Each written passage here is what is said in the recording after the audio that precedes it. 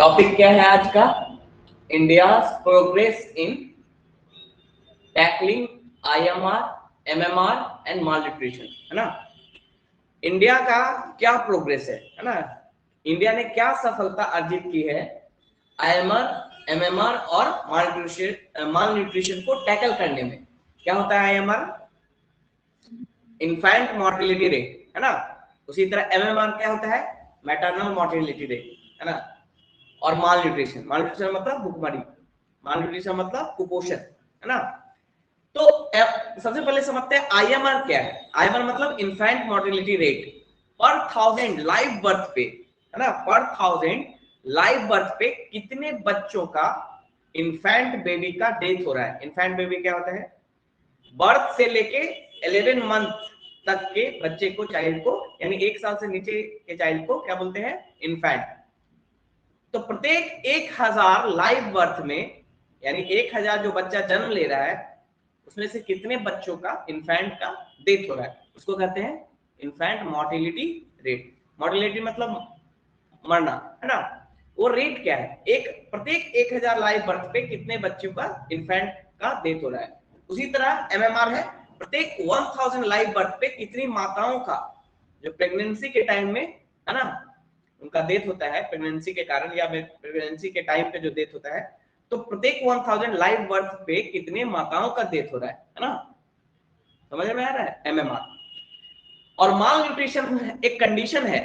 माल nutrition over nutrition को भी कह सकते हैं, है ना, और कम न्यूट्रिशन को भी कह सकते हैं। माल मतलब सही से फंक्शन नहीं करना, ओवर न्यूट्रिशन को भी माल न्यूट्रिशन कह सकते हैं, है ना, और कम न्यूट्रिशन को भी माल न्यूट्रिशन कह सकते हैं। तो इन तीनों ये तीन जो कंडीशन है जो कि हमारे सोसाइटी के लिए, हमारे समाज के लिए सही नहीं है। क्यों सही नहीं है?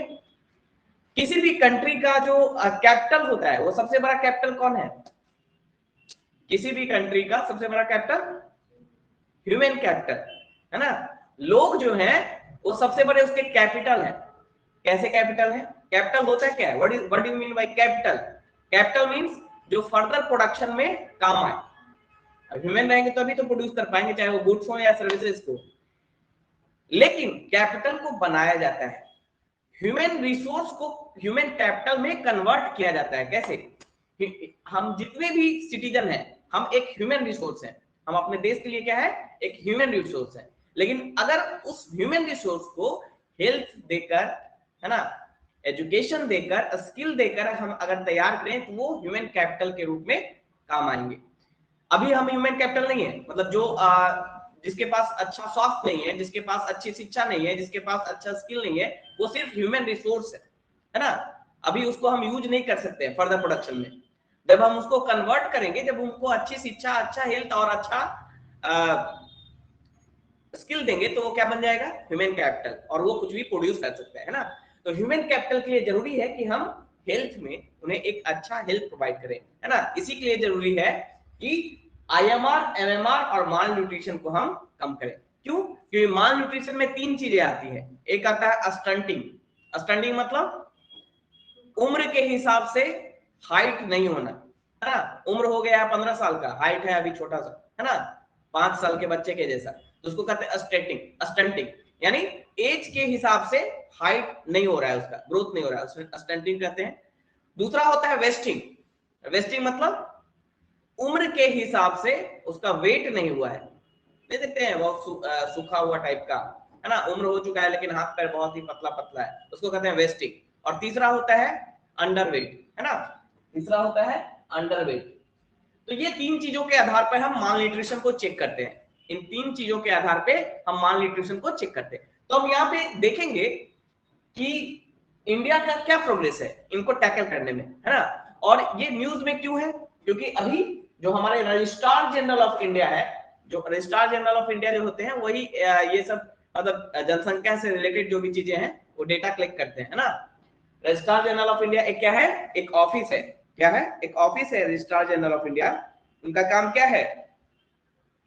मिनिस्ट्री ऑफ होम अफेयर्स के अंदर एक ऑफिस है रजिस्ट्रार जनरल ऑफ इंडिया, है ना। ये क्या करते हैं? Arrange, conduct and analyses the result of the demographic survey of India, यानी सेंसस ऑफ इंडिया। इंडिया का सेंसस कराते हैं, और उसके रिजल्ट को क्या करते हैं, एनालाइज करते हैं, डेटा कलेक्ट करते हैं उस सेंसस के आधार पे और उसको एनालाइज करते हैं, है ना, और उसके आधार पे रिजल्ट निकालते हैं। यही काम है रजिस्ट्रार जनरल ऑफ इंडिया का, है ना, यानी सेंसस कराना और उसके डेटा को एनालाइज करना।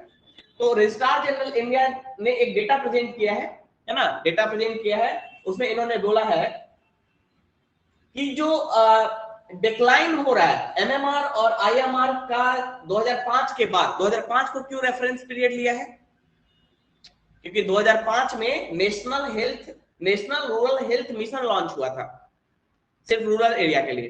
2005 में क्या हुआ था, national rural health mission launch किया गया था और इसलिए 2005 को रेफरेंस डेटा लिया गया है। और इनका कहना है कि 2005 के बाद जो डिक्लाइन हुआ है एमएमआर और आईएमआर के में, उसके ट्रेंड में, उसके पेस में मोमेंटम गेन हुआ है, मतलब बहुत तेजी से। अब मतलब डिक्लाइन तो हो रहा था, 2005 के बाद डिक्लाइन होना स्टार्ट हो गया था, क्योंकि हमने फोकस किया था नेशनल रूरल हेल्थ मिशन में, हमने फोकस किया था इन सारी चीजों को कम करना है, खासकर रूरल एरिया पे। फिर 2013 में नेशनल हेल्थ मिशन आया, मतलब सारा गांव दोनों को मिलाकर आया, है ना, वो मैं बताऊंगा अभी। तो 2005 को इसलिए लिया गया है कि 2005 में नेशनल रूरल हेल्थ मिशन पहली बार आया था, जिसमें हम एमएमआर और आईएमआर को हमने फोकस किया था।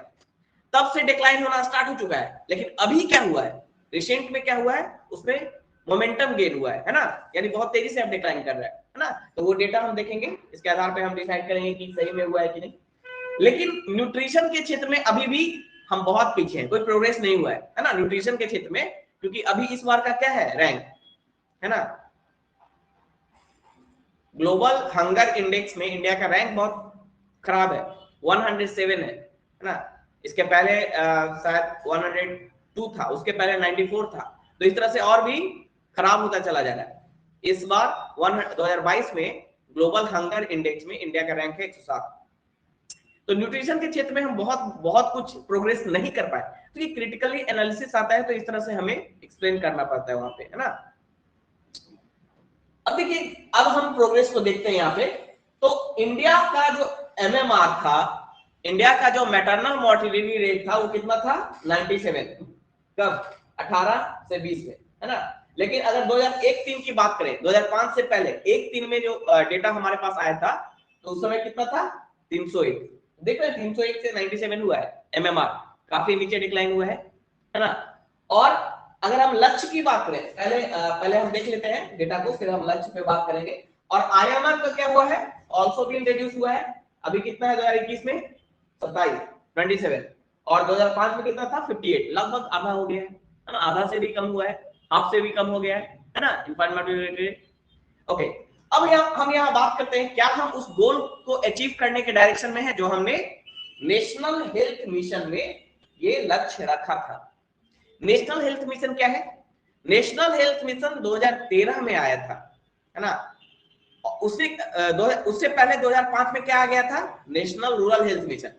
तो 2005 में सिर्फ रूरल एरिया को टारगेट किया गया था, लेकिन 2013 में नेशनल अर्बन हेल्थ मिशन भी लॉन्च कर दिया गया, और फिर दोनों को कंबाइन करके क्या कर दिया, नेशनल हेल्थ मिशन कर दिया।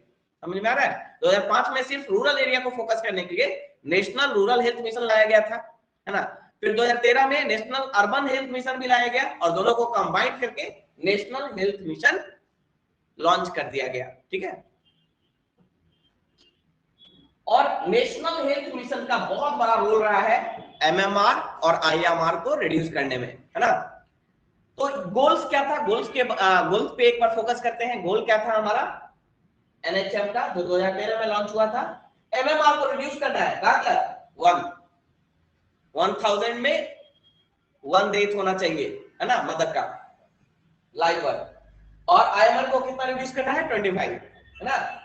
टीएफआर यानी टोटल फर्टिलिटी रेट 2.1 रखना है, मतलब एक महिला अपने पूरे फर्टिलिटी लाइफ में, जो फर्टिलिटी जो पीरियड होता है उनका, उसमें उनका जो प्रोडक्शन होगा, जो प्रोड्यूस करेंगे सिर्फ 2 बच्चे, 2.1, है ना, इतना हमें टारगेट करना है। अभी शायद 2.7 है, 2.5 है, 2.5 है, तो उसको रिड्यूस करके हमें 2.1 तक लाना था, है ना। ये हमने लक्ष्य रखा था। उसके बाद और भी बहुत सारे इसमें लक्ष्य हैं, है ना। मलेरिया से जो था उसको रिड्यूस करना है, कई सारी चीज थी, है ना। लोगों का पॉकेट से जो पैसा खर्च होता है उसको भी बहुत कम करना है। ये सब लक्ष्य था इसमें, एक बार देखिएगा इसके, फिर डिटेल से पढ़ लीजिएगा, क्योंकि अब तो अभी चेंज नहीं होगा ये, है ना, ये तो आगे के एग्जाम के लिए भी इंपॉर्टेंट है। चार जो मैंने इंपॉर्टेंट था वो लिखा मैंने। एनीमिया को रिड्यूस करना है 15 टू 49 एज के बीच में। जो एनीमिया क्या होता है? खून की कमी, आयरन की कमी, वही खून की कमी, ब्लड की कमी से आयरन की कमी के कारण उनका हीमोग्लोबिन नहीं बनता है ना, हीमोग्लोबिन की कमी होती है, और maximum death at the time of birth इसी कारण से होता है, एनीमिया की कमी के कारण होता है ना महिलाओं में। तो ये हमारा लक्ष्य था। अब हमने कितना अचीव किया है? लगभग एमएमआर अभी कितना है? 97।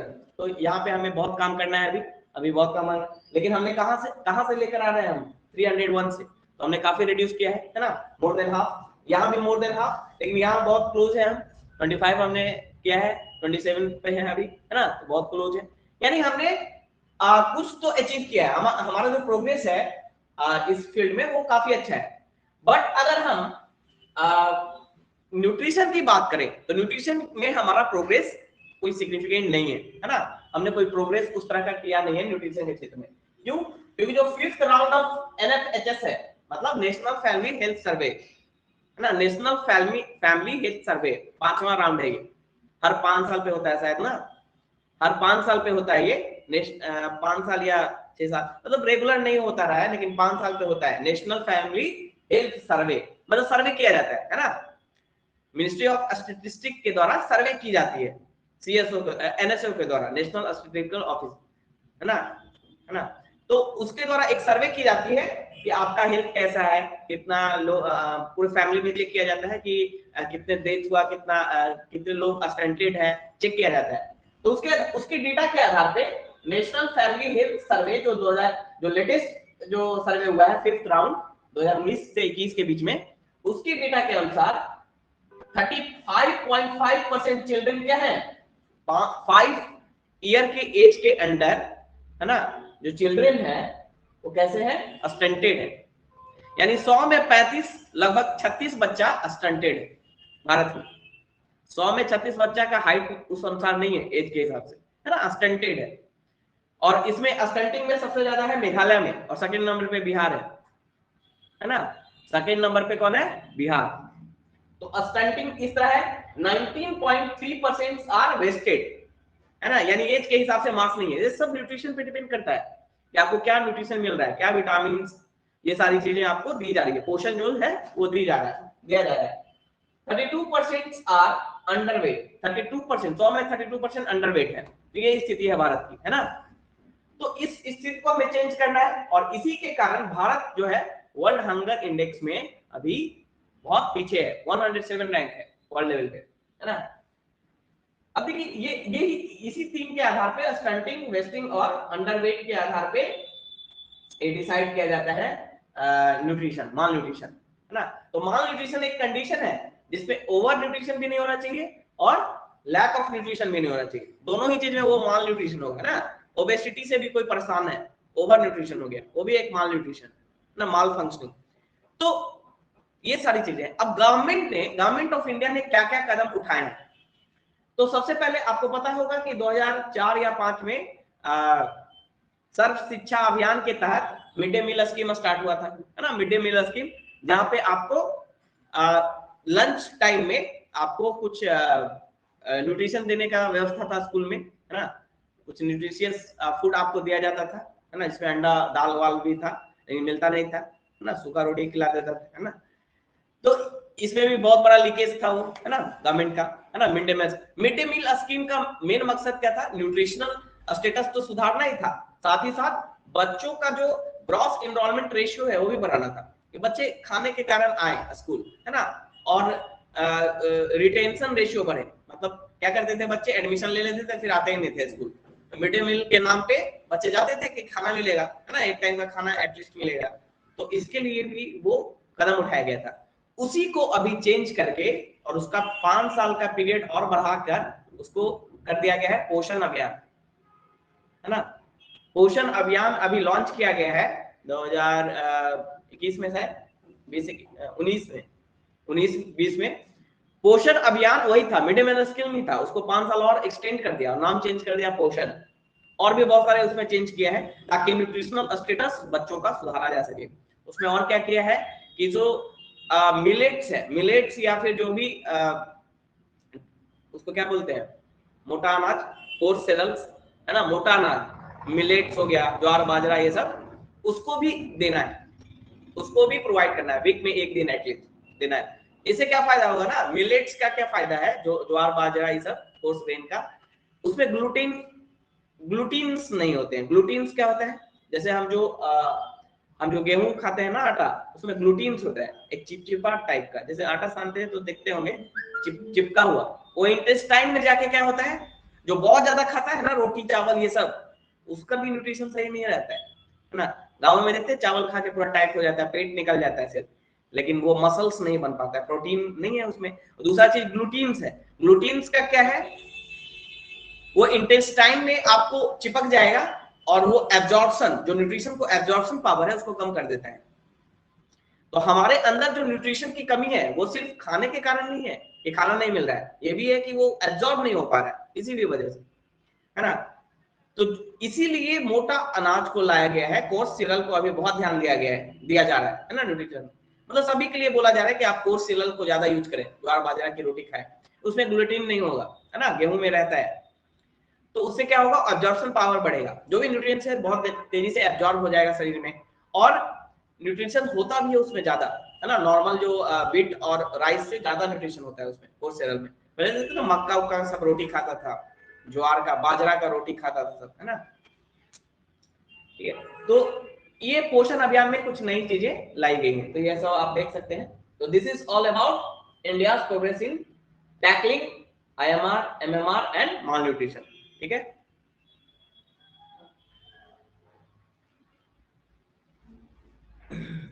समझ में आया कुछ?